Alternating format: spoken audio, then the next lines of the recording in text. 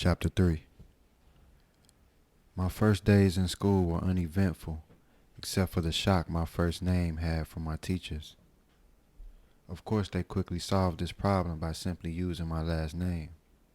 However, this didn't stop my classmates from calling me whoreson on all occasions, causing my teachers to curse my mother's choice of names.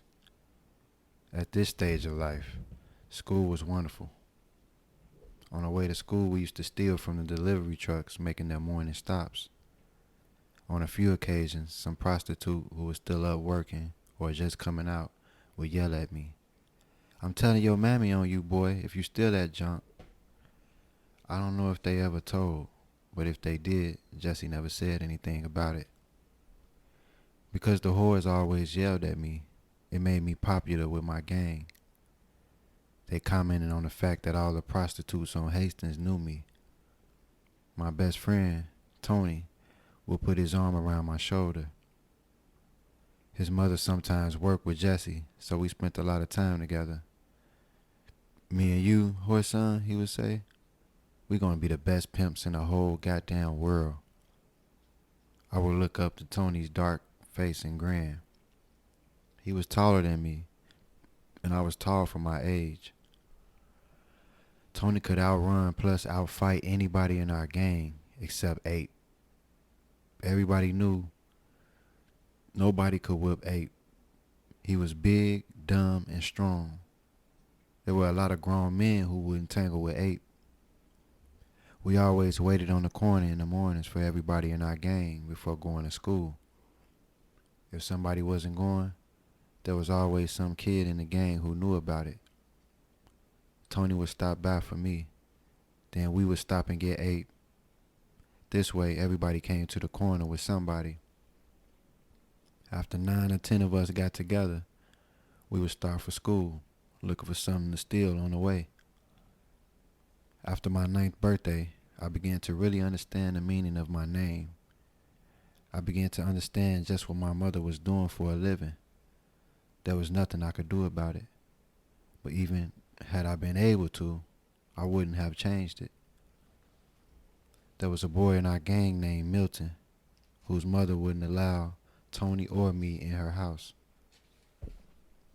She didn't even really want her son to play with us, but he found out it was easier to run with us than to get whipped on the way to school every day.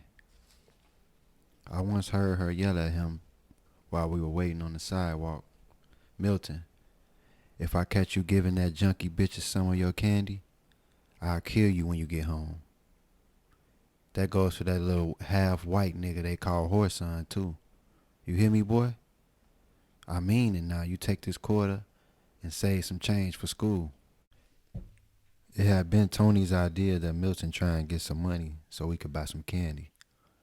After Milton bought the candy, Tony wouldn't eat any. He told Milton to take it home and stick it down his mother's big mouth. I helped eat the candy. She wasn't the first person who had said something about me, nor did I think she would be the last. To tell the truth, I enjoyed eating it because I knew she didn't want me to have it. Tony seemed so pitiful watching me eat the candy that I suggested we stop at Big Mama's. If she didn't give us any money, she'd sure have something to eat. I wasn't hungry, but I knew Tony was. It seemed as if his mother never cooked, 'cause he was always hungry. Milton started to complain. "Y'all know I can't go up there, whoreson. You done ate up all my candy. Now you don't want me to be with you." I saw a girl from my class at school going down Hastings Street. I started to run to catch up with her. "Come on if you ain't scared," I yelled back at Milton. Tony ran beside me and laughed at Milton. "Come on, punk. You might get a chance to see somebody doing it if you don't be so frightened of your mother." We crossed the street at a dead run, causing the driver to slam on his brakes. He stuck his head out of the window and cursed loudly, but it just made us laugh. Janet turned and saw us coming, but before she could get away, I had grabbed her and felt where her tits should have been, if she had any. She called me a nasty thing and tried to hit me, but I danced back out of the way. Tony came up behind me and grabbed her by the ass, then jumped back. She screamed and slapped out at him, but she was too slow. He joined me and we laughed. We had started on down the street when two whores stepped out of the gangway and caught us from behind. Before we could break loose, Janet had run up and slapped both of us. Tony tried to kick her, but the woman holding him got mad and slapped him upside the head harder than Janet ever could have. "Keep your black ass feet on the ground, little nigga, you hear?" she commanded. Tony complied, keeping his feet still. Not wanting to appear frightened, I resorted to threats. "When I catch you in school, Janet, I'm gonna do more than that." Janet shook her little skinny hips at me. "You ain't gonna do nothing, nigga, but try and get along with me," she answered. I tried to get free, but the woman held me tighter. "Okay, you just wait and see," I yelled. "First time I catch you in school, I'm gonna stick it right in your little tight puss." Both of the women who had seized us laughed. The one holding Tony remarked gaily, "Just listen to them. Ain't neither one of them got enough to stick in a pop bottle."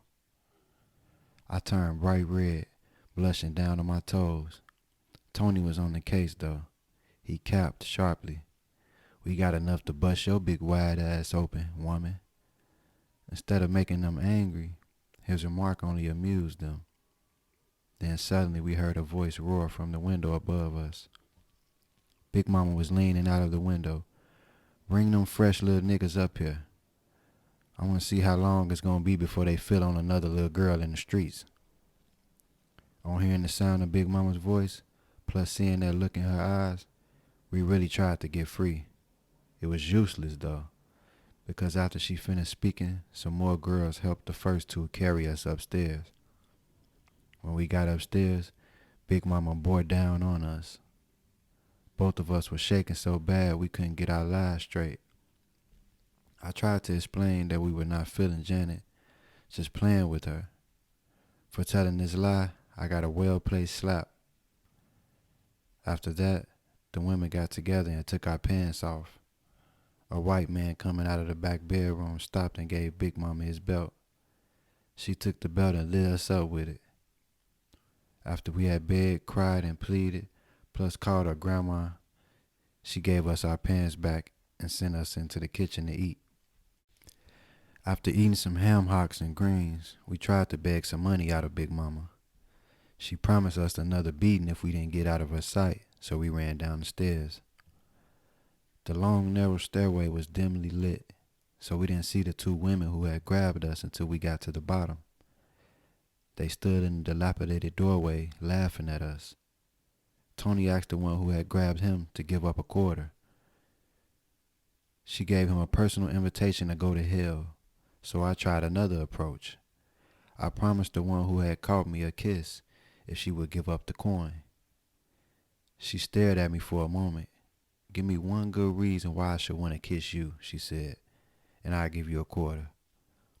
I stared straight in her eyes and stated, "Since I'm just a little pimp, all I'm asking for is a quarter. But you know all you whores love to give pimps money, so just give it up, whore." Her mouth flew open and she just stared.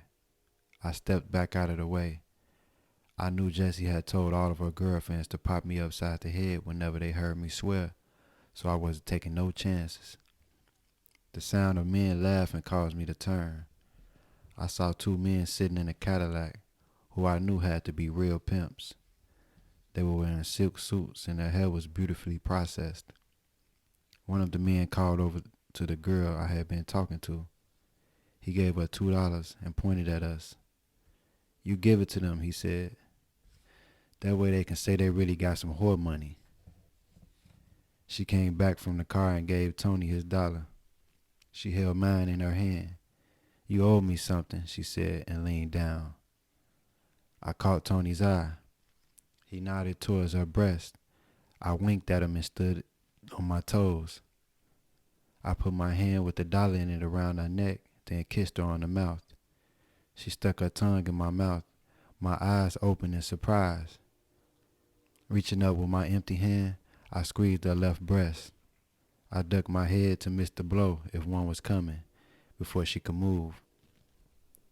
Tony moved in behind her fast, sticking his hands up under her dress as high as it would go. She screamed and we ran down the street laughing.